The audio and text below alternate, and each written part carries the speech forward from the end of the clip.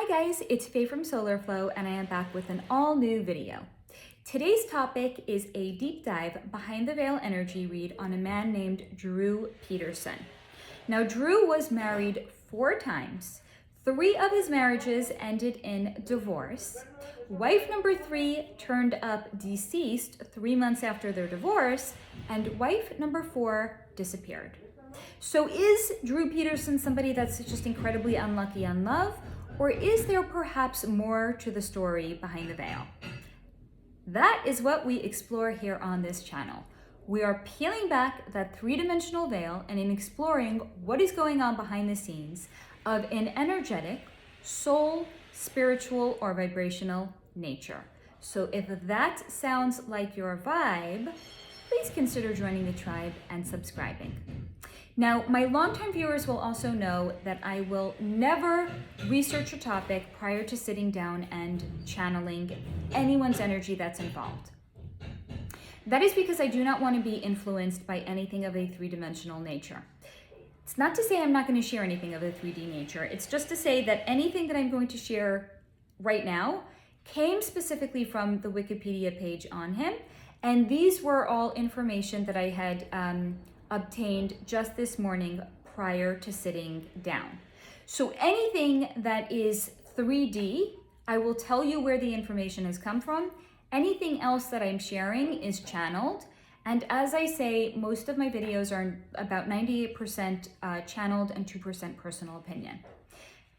However, in this case, I actually don't feel like my 2% personal opinion is even necessary, because the channeled information that had come in from Mr. Peterson himself, as well as his 4 wives, really does a marvelous job in speaking for itself. So I'm not going to bring any additional opinion into it, which is also not to say that I'm not going to want to drive certain points home, perhaps like with the tone of my voice or like facial expressions. It's just to say that the parties involved have brought forth an abundance of information that I don't think I can possibly add to in any meaningful kind of a way. And you will see why I say this when we get into it. So first and foremost, that was the longest introduction probably in the history of mankind. So before we get into any of the channeled information, let's see what Wikipedia wanted to share with me about Mr. Peterson and his wives. So Drew Walter Peterson is a convicted, I don't know if I can say the name. He was convicted of taking people off the earth plane, and a former Illinois police sergeant who was found guilty in 2012 of again, taking somebody off of the earth plane, as in K-I-L-L-ing them, of his 3rd wife, a woman named Kathleen Savio, a few months after their 2003 divorce. Now, he received national attention in 2007 after his 4th wife, a woman by the name of Stacy Ann Peterson, disappeared. And to date, she has not been found. Now, additionally, in 2015, he had received another 40-year sentence for the solicitation of, again, I'm not sure if I can say the word, the solicitation of taking somebody, making them deceased or making them unalive. And who was this person? The state's attorney in his prosecution. So at this point, I was like, okay, I wonder if Drew wants to share anything with me about all of this 3D information that had come in, right? Let's go to him first and let's see what he had wanted to share with me. But before I had looked into his energy, what I first wanted to do was just kind of like look around him and see what was kind of like the overall energy around him, without like actually like making contact with him himself and being like energetically like, hey, yo, Drew, there's some serious, accusations that have been levied against you and serious things that you've been actually found guilty of. What do you want to say about it? So first I had actually just looked around him. And what was shown to me about Drew's energy is that he fancied himself a puppet master and thought himself to be much smarter than he was. Now, this is not to say that he was not intelligent, because he is. It's just to say that he had an overinflated sense of self-esteem, and it was a bit, if you will, like a helium balloon. And if that helium balloon is not tied down to something, what happens to it? It floats away. So his self-esteem was very much like this helium balloon, where he was prone to floating away on his perceived sense of greatness. Also, becoming a police officer did that to Drew's self-esteem. He was essentially a wolf in sheep's clothing, hiding in plain sight, sworn to protect and to do no harm, while really being the type of person that would cash in on all the benefits and the goodwill that was foisted upon him as him being a police officer. At least back then. So, free donuts? Okay, sure. Free lunch at your favorite diner? Okay, sure. Free dinners? Okay, sure. He would take all of it. However, what was shown to me is that his bad behavior did not begin then. Not at the point of him actually becoming a police officer. The self-esteem was inflated at that point. However, he was always entitled and always felt that he was better than others. That included his wives, all 4 of them, who he felt were there to service him and to take care of him. And when they would stop taking care of him, he would monkey vine from one wife to another, with his wives becoming younger and younger the older he himself personally had become. And then he would quickly bang out a couple of children with them to lock them down before letting them escape, if they were lucky. Because the unlucky ones would leave the marriage in a coffin. Now it was at this point I was like, okay, Wikipedia had a lot to say about him. The overall energy exploration of his energetic blueprint had a lot to say about him. I wonder if he himself has anything that he wants to share. So it was at this point that I had actually made contact with him. And I'm just going to point out like the distinction here and the different ways that a person's energy can actually be accessed. Because sometimes, yes, in fact, they come in as a physical representation of themselves, where I can see what they look like. By the way, guys, you're getting a double dose of noise today because not only is it Thursday and garbage pickup truck on my block, they're also doing building maintenance today. So, but you know what, guys? The information stops for no noise. We got work to do here. We got information we got to share. We got veils that we got to peel back. So what's the little noise when we're peeling back that 3D veil? It's nothing. So yes, again, sometimes when I'm connecting to somebody's energy, their physical representation of themselves, how they actually look, will come into me.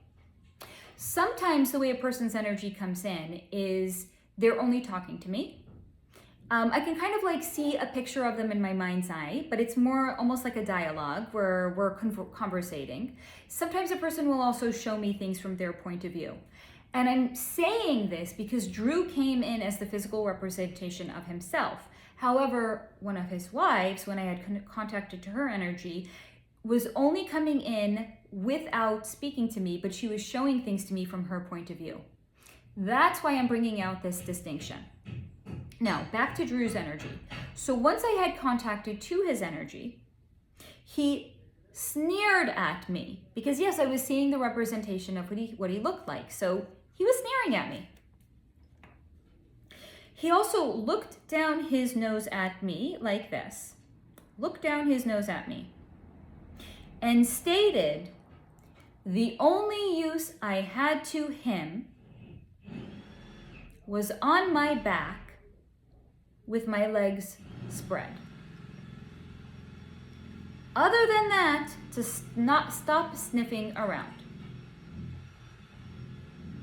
Do I need to actually lend forth my opinion on him? No. No additional opinion is necessary. He does a fine job speaking for himself and letting me know the way he views people, the way he viewed me. That my only use to him, because that's the lens in which he views people, what use are they to me? If they have no use to him, he cuts them loose. If they have use, he'll start to gauge what's the actual use. So me as a woman coming up to him, even on an energetic level, the only use I had to him was on my back with my legs spread. So I did in fact stop sniffing around his energy.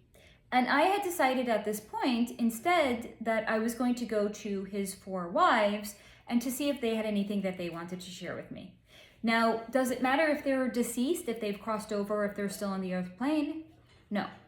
Because just like I can connect to somebody's energy when they're alive, as a medium, I can connect to the energy of somebody that has crossed over as well. So I was able to connect with all 4 wives. Now, the first one, I actually went in chronological order. So the first wife that I had connected to, I found out her name is Carol Brown, and that they were high school sweethearts. They were married for 6 years and had 2 sons.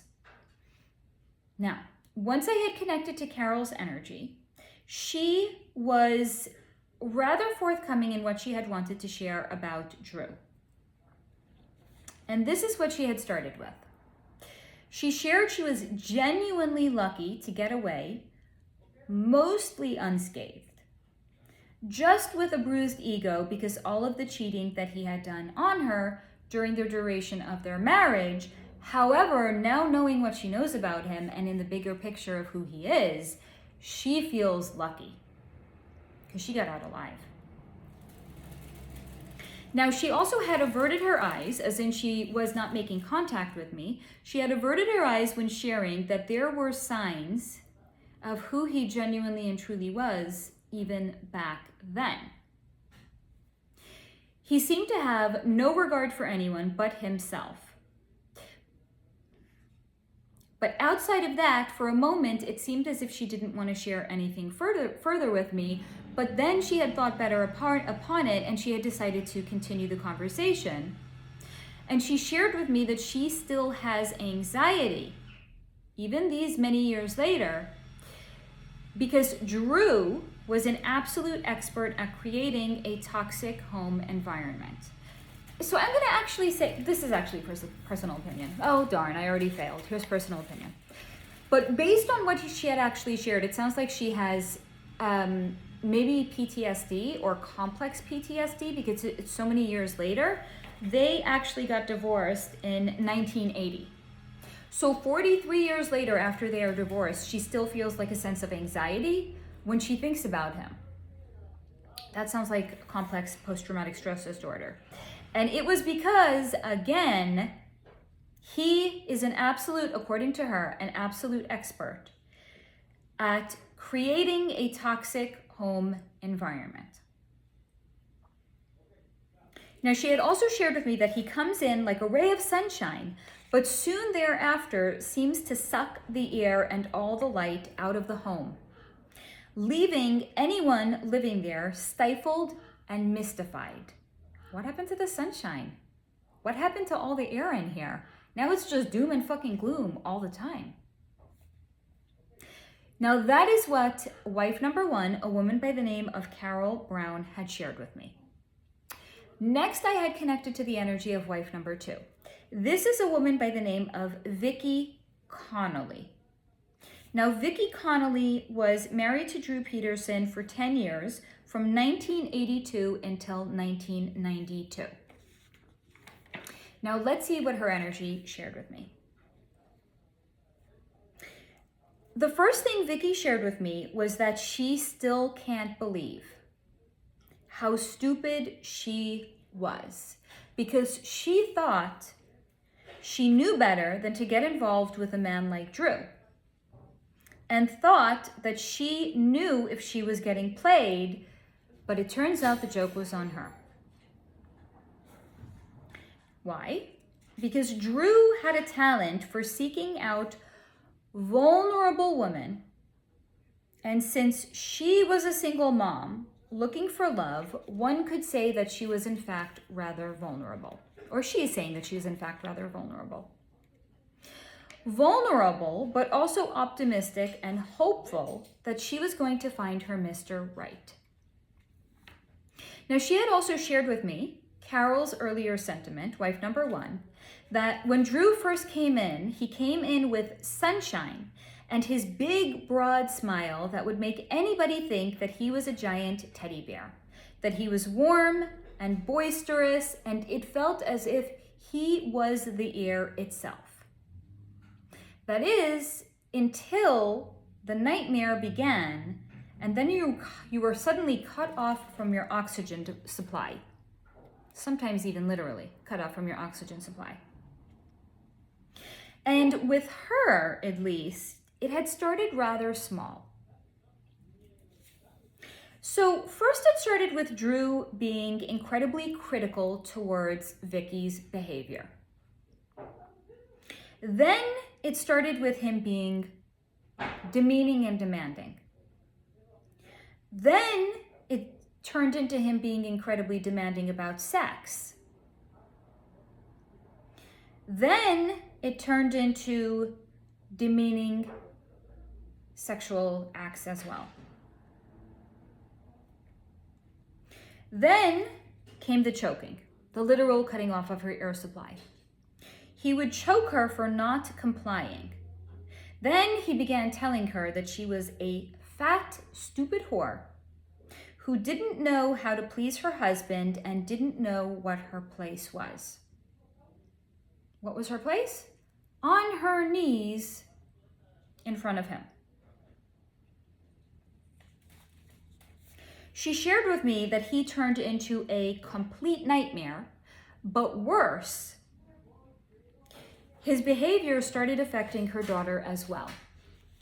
And he started to make snide comments to her daughter that if she was going to continue to ask about the bruising on her mom's body, then he would threaten her daughter as well, that the same fate would befall her if she too didn't know her place. Ostensibly, the place was different. It was probably not on her knees in front of him, but her place was to shut up, basically. Like, keep your mouth shut. Now, it was at this time that Vicki had shared with me she desperately wanted to get divorced, but Drew repeatedly told her that he would never let her go, or the only way out was through death. Imagine how terrifying that must have been for her. He would also remind her on the regular that he was a police officer and he knew how to make a woman disappear without a trace, so that even her daughter would never know what had actually happened to her, or that he knew how to make it look like it was an accident. She was terrified of him. And that because she was so terrified when he would say these things towards her, that definitely shut her up because she was terrified. But alas, he did not unalive her, and she did get away. But it had only once he had started dating the woman that became his third wife. So wife number 1, Carol, had shared that during the duration of their marriage, he had repeatedly cheated on her. Wife number 2 had shared that he only let her go. He only let her escape, or he only let her file for divorce once he started, while they were still married, he started dating women that became his third wife. So he definitely, as wife number 1 had shared, had no regard for the other people that he was involved with. What was the way she had so eloquently put it? Let's go back and see. What were the signs that illuminated who he was to her?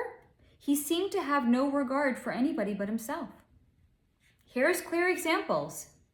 He didn't regard what it would feel like to his wives once they were going to find out that he was dating other women while they were still married. This is while terrifying them that he's not going to let them go, or if he's going to let them go, it's going to be in a coffin.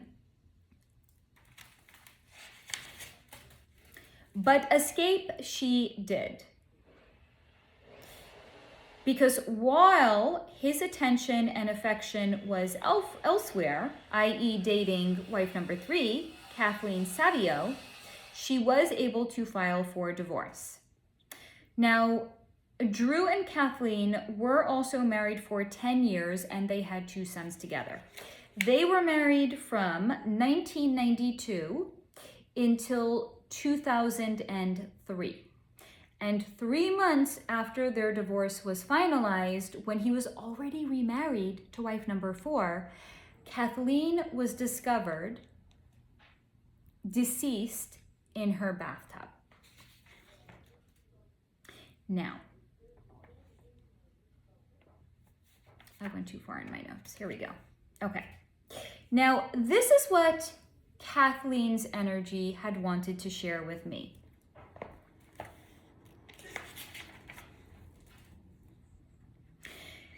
First and foremost, Kathleen's energy did not come in conversational with me.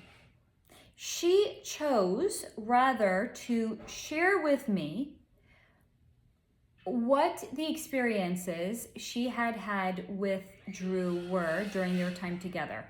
So imagine, if you will, like I could see through her eyes and through her perspective what was going on. And then I was just putting it into words. And when you get to, I'm just going to say, you're going to understand why I think she chose to share it with me this way when we get to what had actually happened to her. Because she wanted me to have the visceral experience of what happened to her happen to me, so that way I could best capture it. Because I think, here again, personal opinion, sorry. I can't not, I'm sorry. But basically, I kind of almost feel like, as a society, we've been so desensitized to levels of violence that it's almost like, if I were to just describe what had happened, it would be almost as if we were like watching a movie of this happening to somebody else.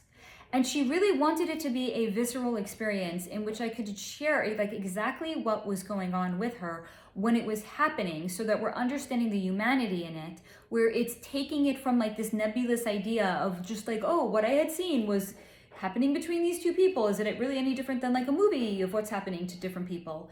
Because it happened to her, because she was real. So she really, really wanted the fullness of what had happened to her to come across.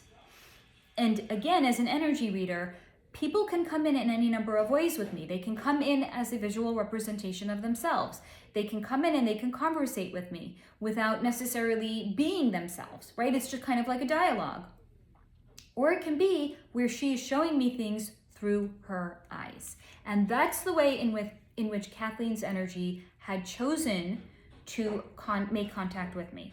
I had been like, I wonder if she wants to talk to me. She did, but not with words, through the experiences that she had had with Drew. So this is what she had shared. First and foremost, she did not speak to me, but rather she had showed me images of their time together. And what she had started showing me, what it had started with, was them falling in love. Which later, she kind of like, I was given the experience of like what it felt like in her stomach, the complete like devastation she had experienced in realizing he never actually loved me. And how devastated she was and how gutted she was by that. So it started with them, what she had perceived was them falling in love. But then she had came later to understand was only her falling in love with Drew, because Drew doesn't experience love.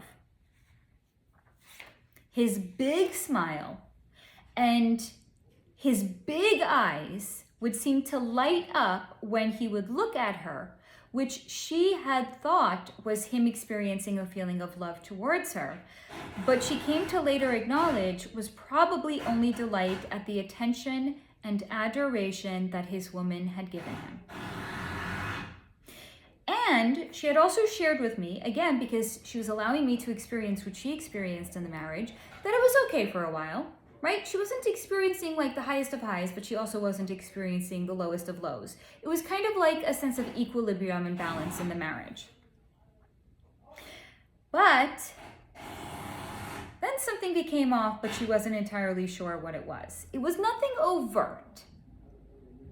It was more kind of, if you will, an inner knowing that something was off without knowing what it was. And this is again where she was showing me the experience of this sense of unease that she was feeling in her abdomen.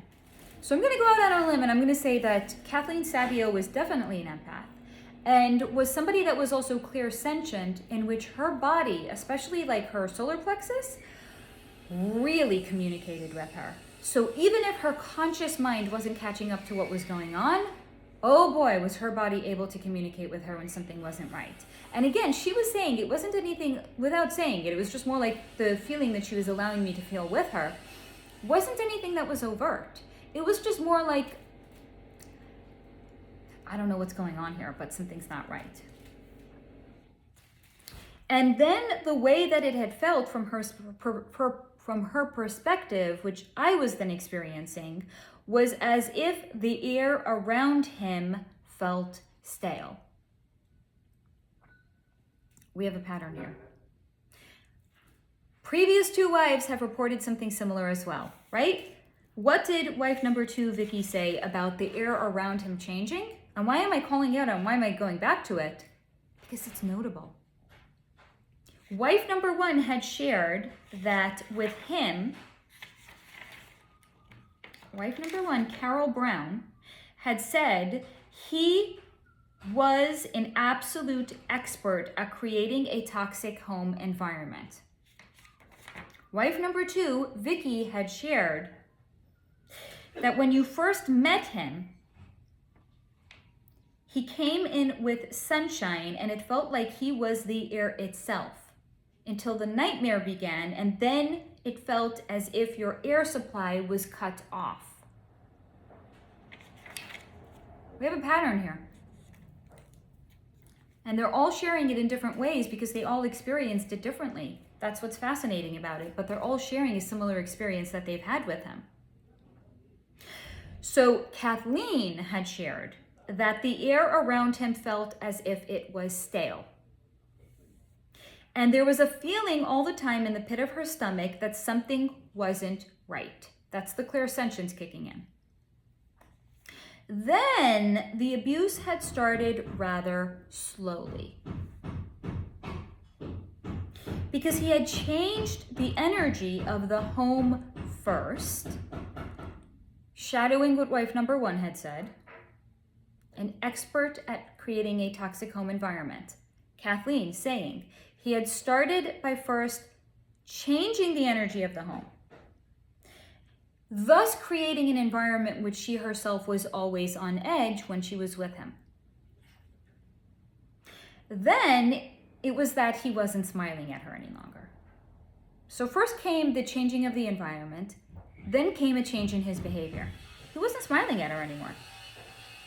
Then it wasn't just that he wasn't smiling at her, but he was sneering at her. Pattern of behavior. What did he do to me? He sneered at me as soon as I had made contact with him. He was sneering at her. And when she would ask him what was wrong, he would sometimes ignore her. He would not even bother responding. He would sometimes walk away, again, without even bothering to respond. Or sometimes he would say to her, quote, while looking at her incredulously, as if there was something wrong with her, he would say, quote, "You don't know? How can you not know?" End quote. And she was completely baffled. Soon enough, he had her running around in circles, trying to figure out how to please him. But from her perspective, there was no pleasing him. And why? Once she would do something so-called right, he would suddenly have another catastrophic event that she would have to attend to, and that the first thing that she had initially done wrong in the first place was completely forgotten about. So he had her monkey vining from catastrophe to catastrophe.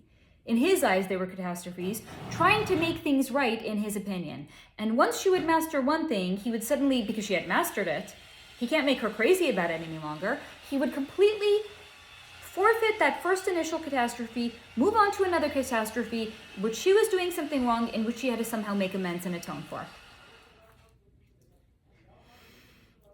And from her perspective, it was as if he derived pleasure putting her into a tailspin, getting her all worked up. She also had shared, because she was showing me this, she had also shared that he was prone to moodiness, extreme moodiness.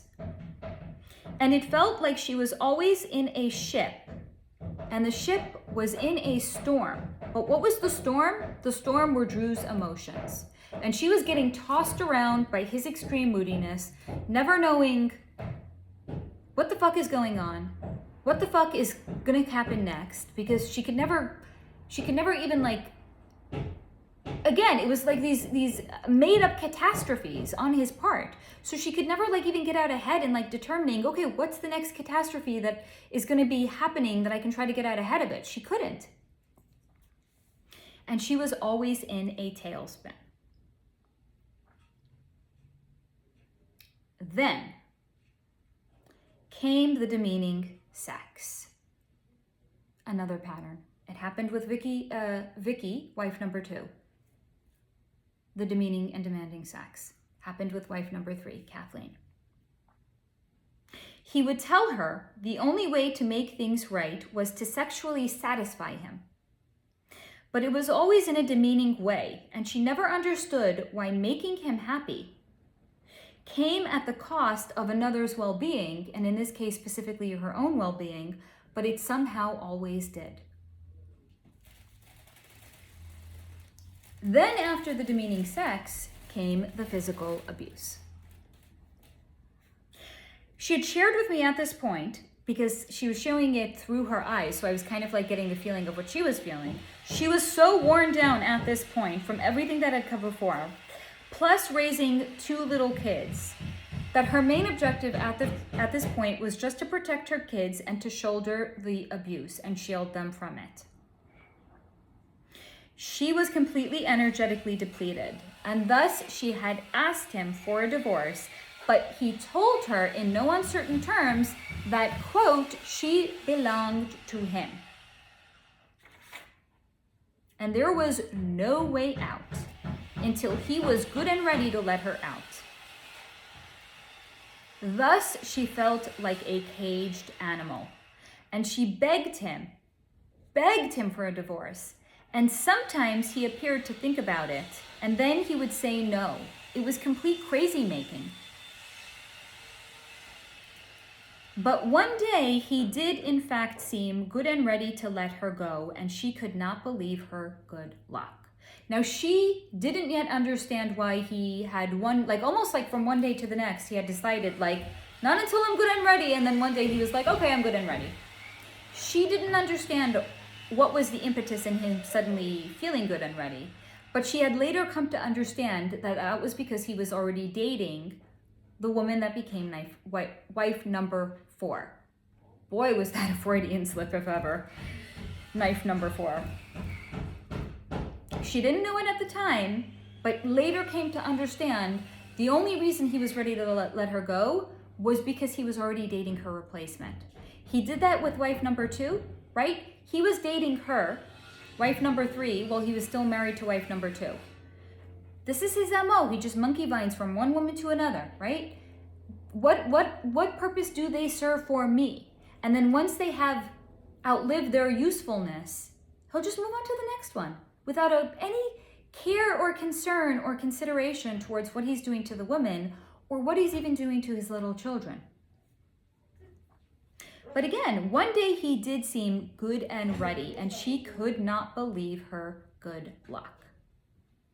And for the first time in years, because literally when I was channeling this, I went like, for the first time in years, she felt like she could breathe again.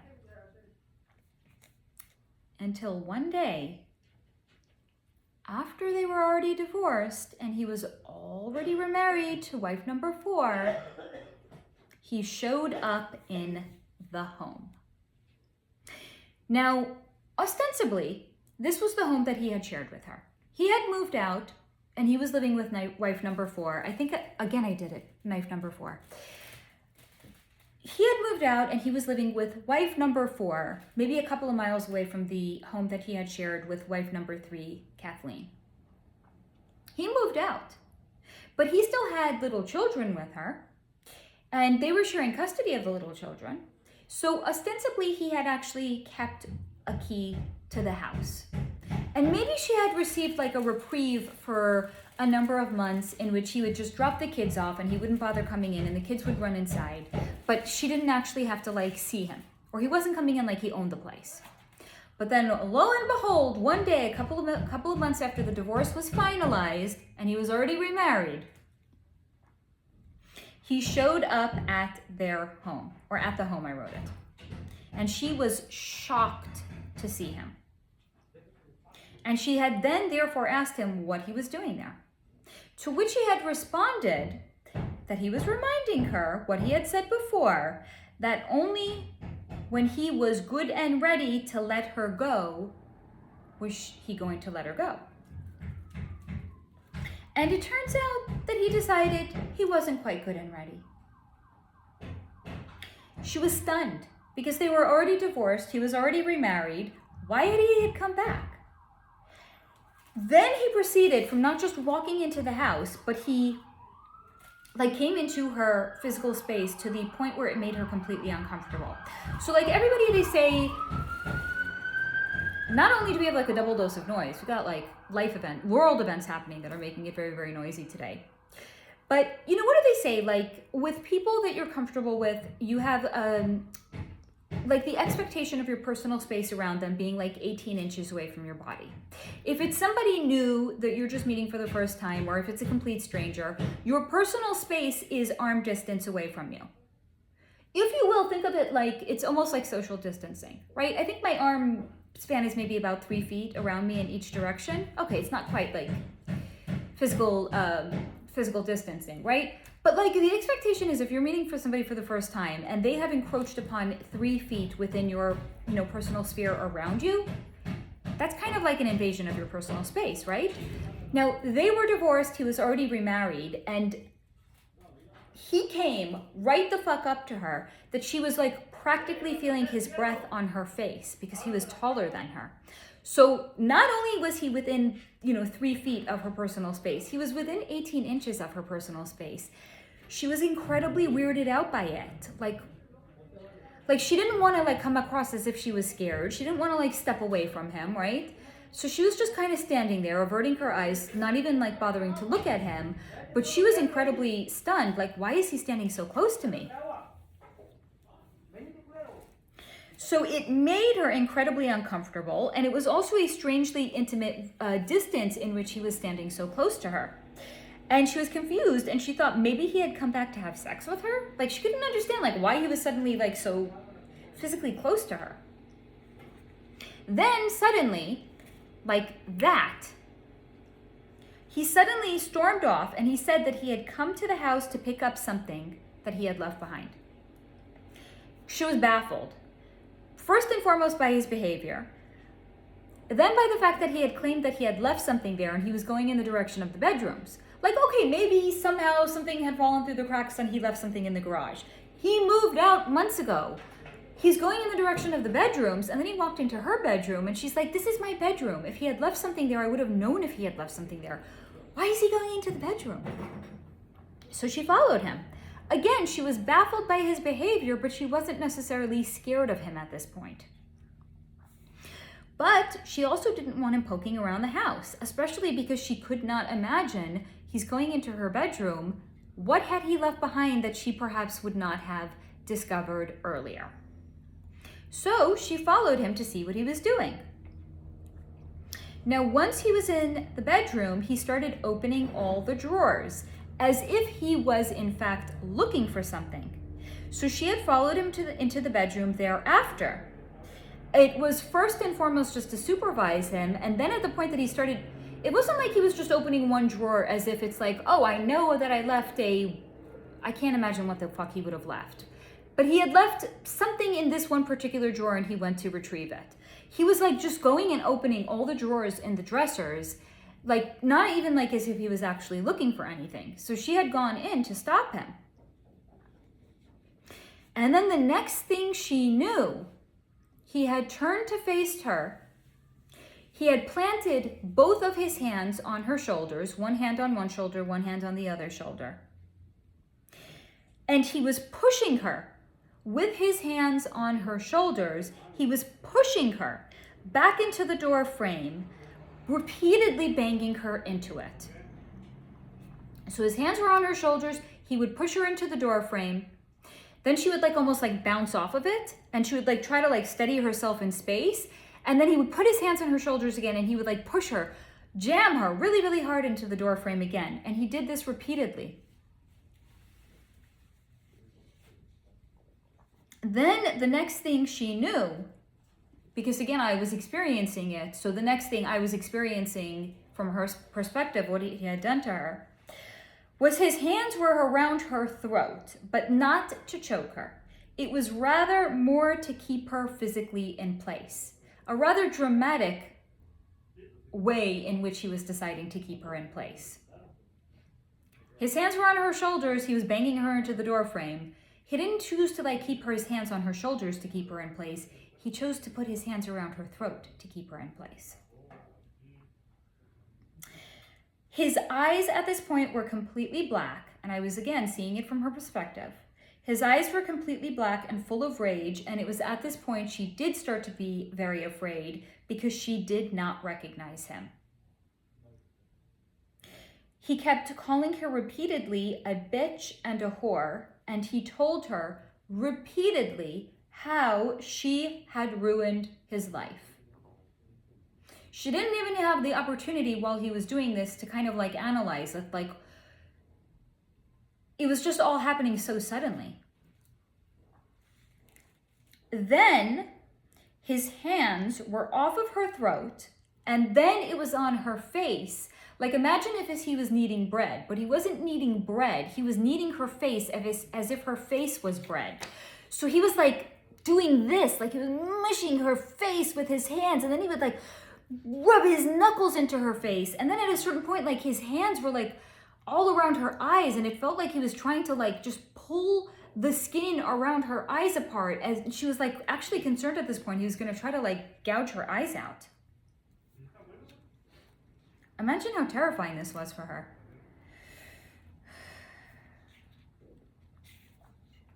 However, while he was kneading her face as if it was bread, and he was kneading around her eyes with his hands, he never once used his nails. Again, remember, this is a police officer. So if there's going to be DNA under his fingernails and he's scratching her face, guess the fuck what? That DNA could be traced right back to him. Now, it was at this point that my right ear actually started to go, like, you know, if you hear like a loud noise near you, your ear will start to ring from the reverberation of it. It was at this point that my right ear completely started to like ring. And then I could feel his breath on her ear and the rage that he was experiencing as he was shouting repeatedly into her ear. She was completely terrified and lost at this point. It was all happening so fast. It was like minutes. It was minutes. It was minutes from the time he walked into the house to the time that he was upstairs to the time that he was doing all of these things to her body. Then the next thing she knew, he had pushed her down onto the ground and she was on her hands and her knees. Then the next thing she had known, he had hit her in the head with something. And then she had fallen down and was laying face down on the floor in the bedroom. And she was kind of like in and out of consciousness. Because she was showing it to me through her perspective. It kind of felt like, you know, if you're, like imagine you're in a car and you're starting to fall asleep. So you're closing your eyes, and then every time you're opening, like you're seeing like things whirl by in the world around you because you're in a moving car. And then like you're dozing off, so you close your eyes again, and then you open it again, and then you're like, oh, now we're no longer on a highway. Now I can see we're in a town. I see there's buildings around me. She was kind of sharing that it was this kind of experience for her. She was in and out of consciousness as she was having the experience of, first and foremost, perhaps being moved physically, but then like she was in like a different location as she was being moved as well. Then the experience had shifted, not as if she was actually in a car dozing off, but the experience was where she felt like she had been a mannequin, where she was being pushed and pulled, dressed and undressed, and her body was being arranged and rearranged. Her body felt completely heavy at this point, and then her body felt as if it was under water. And then she was out of her body. Standing in the bathroom, her body was in a bathtub. She was standing in the bathroom right next to the bathtub, looking down at her body and looking at Drew Peterson next to her body. Drew, what she had seen at that time was Drew was sitting on the floor next to her body, breathing incredibly heavy, labored breathing. He stayed seated on the floor for a few minutes until his breathing had returned to normal. Then he had stood up and meticulously had walked around the house, starting with the bedroom, putting things back into place, and wiping every surface that he had touched down. He wiped every surface down, did a quick look around, and then he left the house. That was the experience of wife number 3, a woman by the name of Kathleen, and her unfortunate experience of being unalived off the earth plane. Next, we have wife number 4, who is to date still missing. Now,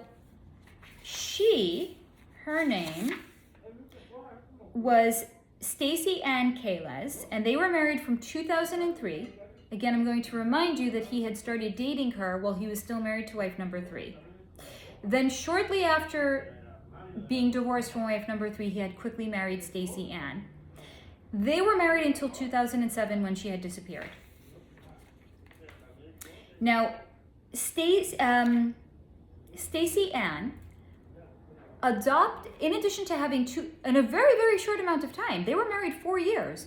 In 4 years, they had 2 children together.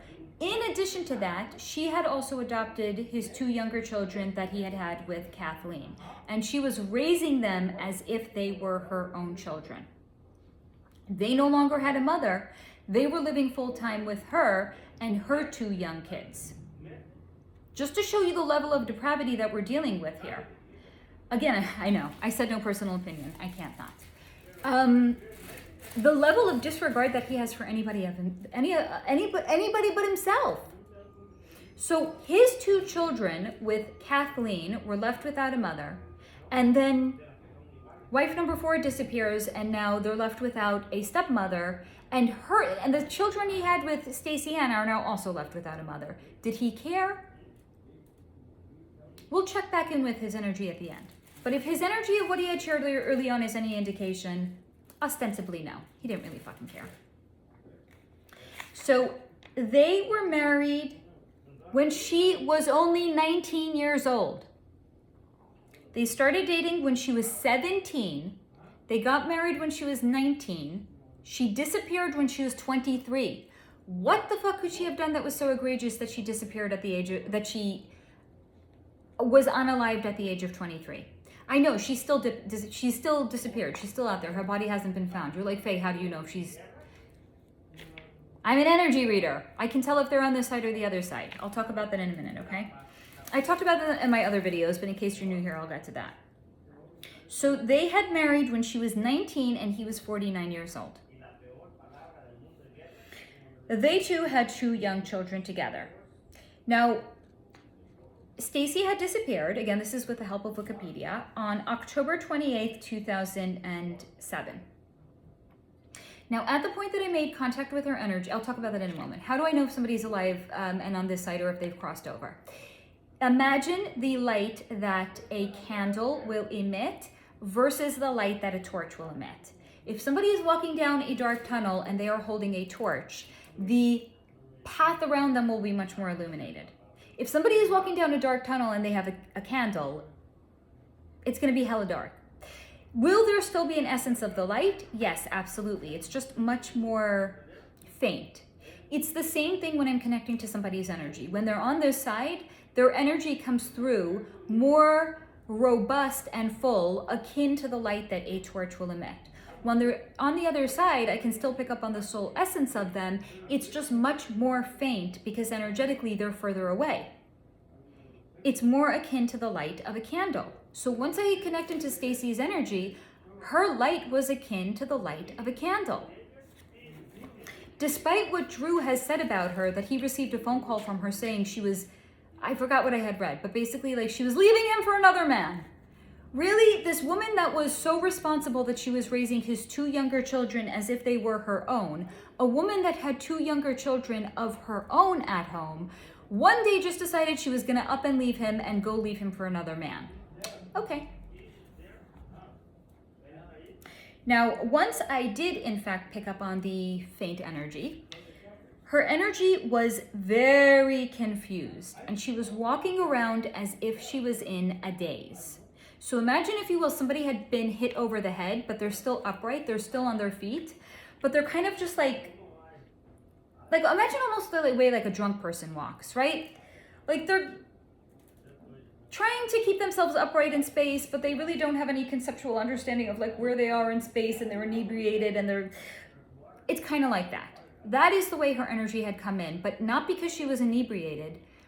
It came in that she was just completely dazed and confused. And she was just kind of like, where am I? How did I end up here?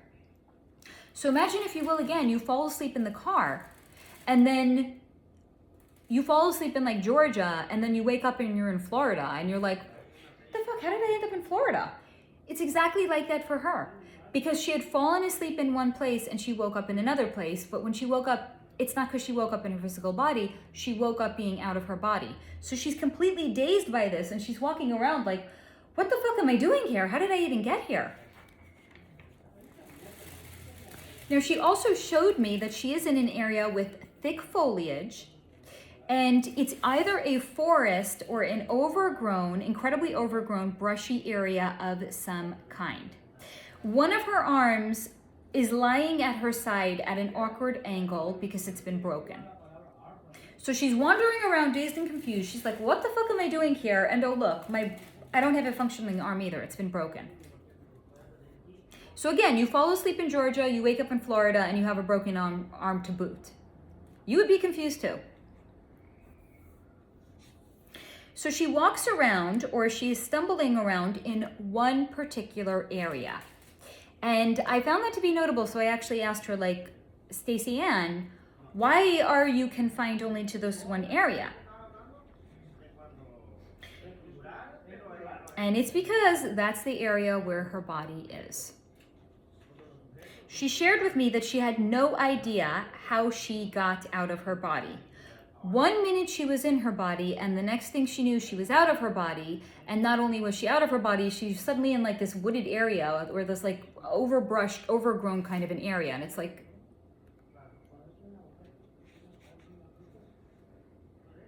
so she had no idea how she got out of her body, because 1 minute she was in it and the next she was out. She also shared with me, because she is choosing to stay with her body, so don't feel bad, it's not like she's been abandoned. She shared with me that she has been given the opportunity multiple times to completely cross over and not even have her energy, if you will, like standing guard over her physical body. However, she does not want to leave her body alone and by itself.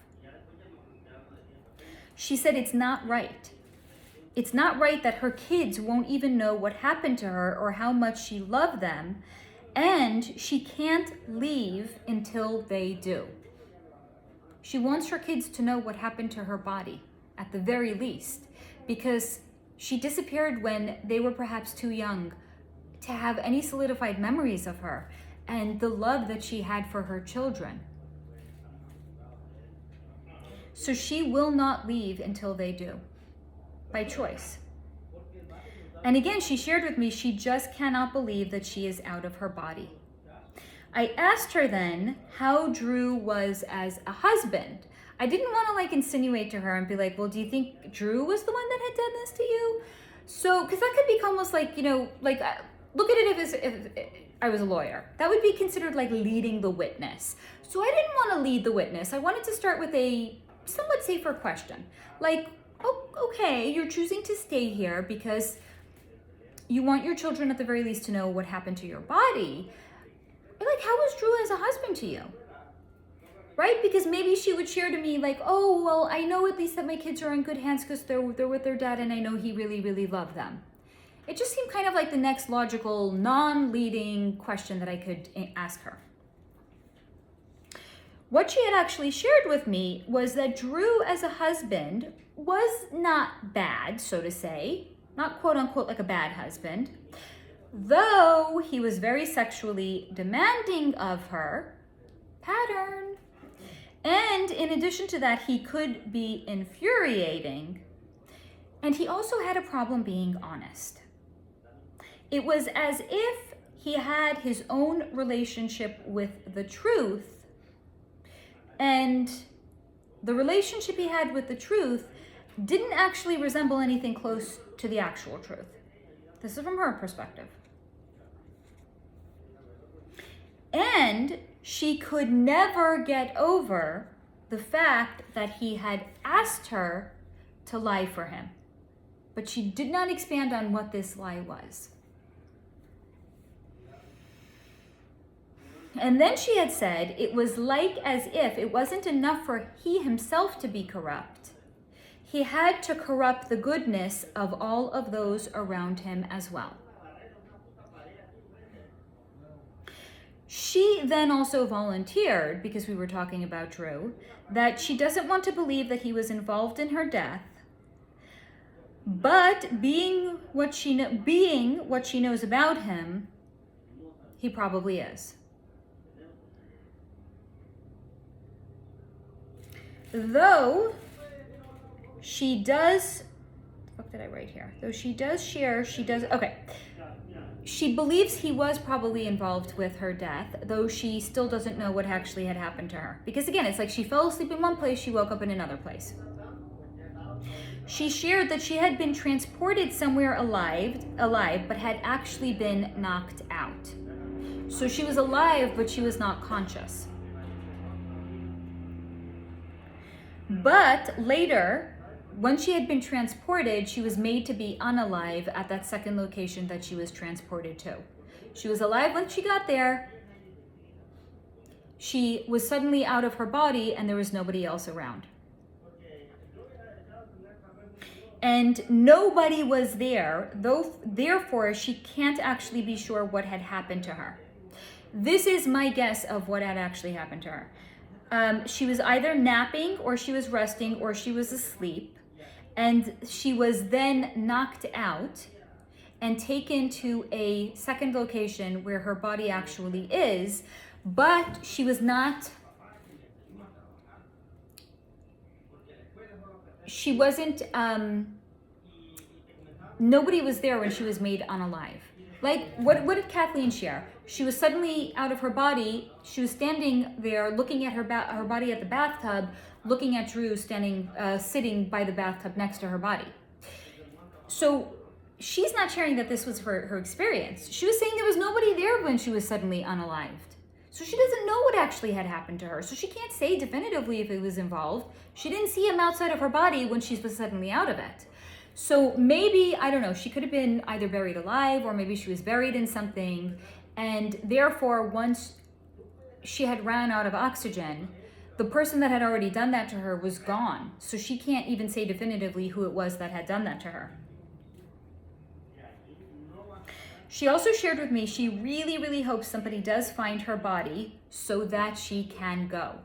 Because again, she is making the choice to remain here until her body is found, so at least her children will know what will happen to her. Because she doesn't want her children to think really that she did up and leave them and run off with another man. She wants them to know what had happened to her and why she wasn't there for them. And it's not because she left to be with another man. Because she wasn't the type of the woman that would do that. She also shared with me that it's tired always being by herself, wishing rather that instead of pacing anxiously around her body, hoping somebody that is going to find it, that she could go check in on her babies, but she can't leave her body alone because it's all she has left to this place, and she wants to stay with it so that she won't be forgotten. This poor girl feels or fears if she leaves her body, there won't be anything left of her here, and she's going to be completely forgotten. Look at what Drew Peterson did. 2% personal opinion. Now, at this point, I had concluded speaking to the energy of all of the wives, and I decided, okay, we have the conviction of Drew Peterson. He's going to be in prison for 78 years. Ostensibly, he's not going to leave prison alive. He didn't particularly want to talk to me prior to connecting to the energy of his wives. Now, we have a little bit more context because we've checked in with the energy of his wives. Let's actually, or I was feeling like, okay, let's see if now he wants to get, a final word in. I was willing to give him the final word because we've heard from all of the other wives prior to this, 2 of them which have said pretty damaging claims about his character against him. So I was willing to go back to him and be like, you know what? Here's your opportunity, Drew. Do you actually want to say something now?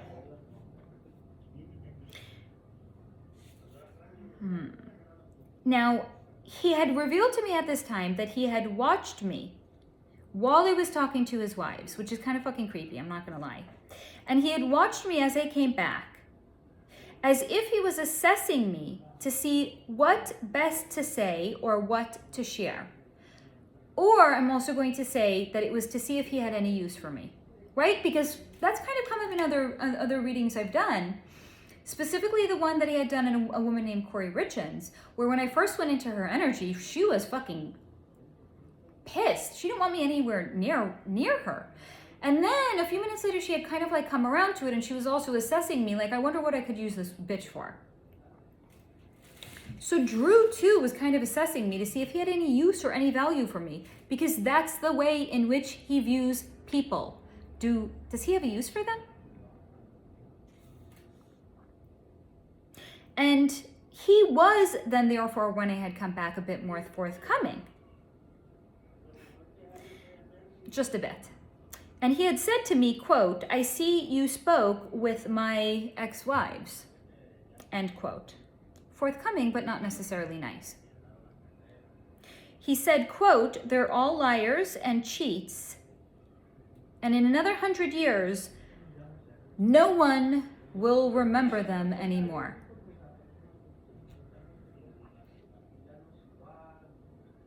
There's nothing I can add to this that he had said. And this is why I was like, I'm not even going to share my personal opinion on him. He does a really, really good job of coming in the way that he is and allowing people to come to their own conclusions. But here's the crazy thing. I'm going to pause what he had shared with me right here, because what was something that had actually come out to light when I was doing the 3D research in Wikipedia. After wife number 4, Stacy Ann had disappeared, and there was a newfound interest in the fact that wife number 3 had ended up deceased. Again, like, what are the odds? What are the odds that a man is married 4 times? That's not what are the odds of that alone? I mean, even though that with it itself is like, really, 4 times? Really? Like, you have, really? There was something so egregious about wives 1 through 3 that you had to keep monkey vining to a new wife. And then to add insult to injury, you're dating their replacement while you're still married. Okay. But he found something so egregious with all the wives, or they found something so egregious with him that they kicked him to the curb, that he had 4 wives. 3 got out by way of divorce. 1 disappeared and is presumed to be dead, and 1 actually is dead. What are the odds, I ask you? So after Stacy Ann had disappeared, there was a newfound appreciation in opening up the case of what had happened to Kathleen. Now, Kathleen's demise had first been said to be like a accidental drowning.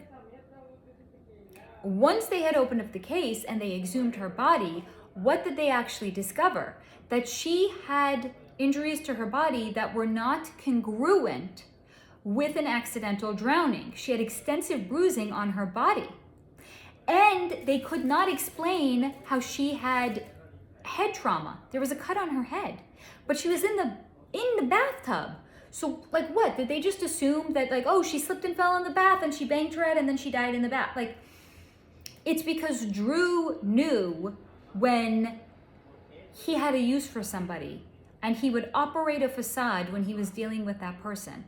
So he knew how to have a facade on the police academy and in the police force and when he was a police officer and when he's a police sergeant. So he had probably accrued a lot of goodwill against people that he had worked with. Because what had actually also come to light was there was some sort of a, like almost I want to say a grand jury, but this is something I read in Wikipedia and I didn't even understand what I was reading. There was a coroner's grand jury in which they were trying to determine, I guess, if there was enough evidence after Kathleen had crossed over, if the death was accidental or if there was foul play at large. And who was one of the people that was on the jury? This is such a conflict of interest. How was this ever allowed to go through? Somebody that was on the jury was a police officer that he worked with. And this police officer that he had worked with had convinced the other people on the coroner's jury, no, he's really a good guy. He would never hurt his wife. There's no foul play here. How does that happen? Is that not blatant corruption? Or again, is it that he had just accrued so much goodwill that people were willing to look the other way to accommodate him and to help him out because he operated a great fucking facade, right? It was only the people closest to him at home that knew what a nightmare he was. To everybody else in the world, he was the air itself, that big teddy bear with the big broad smile. And then the woman at home had the oxygen fucking deprived from them, either literally or energetically, and got to know the true nightmare that Drew was. Back to fucking Drew.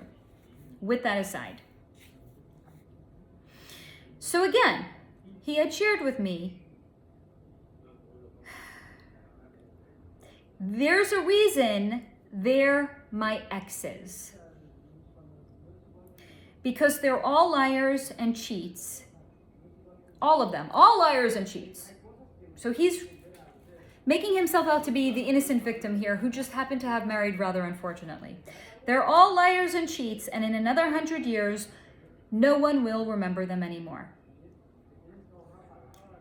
And then he turned his attention back to me and he said, not you either. You think what you're doing matters? He said this to me. You think what you're doing matters? It doesn't. Because you don't matter, and neither did they. End quote.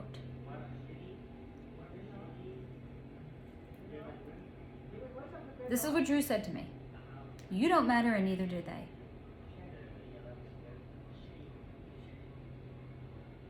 He did a mighty fine job speaking for himself and letting me know who he genuinely and truly is. And that's why there's nothing else I can share to that on an opinion level. It was at this time that I had asked if he had anything, he wanted to say, being that he is now incarcerated. And then he had said, like, he took a second to look at me to see, like, if I was actually affected by what he had said. Because he was trying to, like, be nasty to me. I was like, okay, but I was going to, like, drive the point home. You can be nasty with your words, but guess what, motherfucker? You're incarcerated, and you're going to fucking die behind bars. So I had asked him, does he have anything to share now that he's incarcerated? To remind him, he's fucking incarcerated. You have nothing but mean words. I'm free out here, you're incarcerated. And he had said, after looking at me to see if I was affected and realizing I wasn't, he was going to downplay it. He was like, oh, this is nothing. You know what was something? Being a police officer. Because I mattered. This is him sharing it with me. I mattered. I did something important. And that's what I will be remembered for. End quote. So not just is he incredibly demeaning and cutting with his words, but he has a magnificent gift and ability in reminding you while he's incarcerated, that's actually fucking nothing. Because he was a police officer. He did something that mattered. And according to him, that's what he'll be remembered for. Not for being convicted of unaliving his fourth wife. Not for the suspicion of foul play, for unaliving his third wife. Not for the suspicion of being involved in the presumed unaliving of his fourth wife. Not even for being found guilty of soliciting the unaliving of the state's attorney that was actually prosecuting him. No, not for leaving his children without mothers. That's not what he's going to be that's not what he's going to be remembered for. He's going to be remembered for the fact that he was a police officer. He did something that mattered. This is therefore when I realized that Drew does in fact have a strange relationship with the truth. And thus I decided to leave his energy, and I left him talking to himself about his perceived greatness and was extremely glad for it. So that is the energy reading that I have for you on Drew Peterson, as well as the energies of his 4 wives, surviving and otherwise. Wife number 1, Carol Brown. Wife number 2, Vicki Connelly. Wife number 3, Kathleen Savio, that was taken off the earth plane. And not by the still missing wife number 4, who was raising his 2 previous children, young children, as if they were her own. Only for him to lie about her and to say that she called him up to say that she was leaving him for another man. To poison, at some point, the minds of the children, her own children and his 2 other children against her. If there is a bigger takeaway in all of this, this is 2% personal opinion. If there is, I don't think we even need to tack on a bigger takeaway in all of this, but if there is one, it's that if a man is dating you while he's married to somebody else, perhaps this is not a high quality man that one wishes to be involved in. And if a man has a string of failed relationships and marriages behind him, which ostensibly he's going to be saying that it was them, and he was always blameless, perhaps this is somebody that is at the most base level. At best, this is someone that's a truly terrible judge of character, and at the worst is probably a horrific person, and that's why he has 3 divorces behind him. But again, that's just personal opinion that I said I wouldn't do. So as always, guys, I hope that you have found this video to be interesting or informative, perhaps even thought-provoking. As always, please take what resonates, leave the rest behind, and until next time and every moment in between, stay in the high vibration.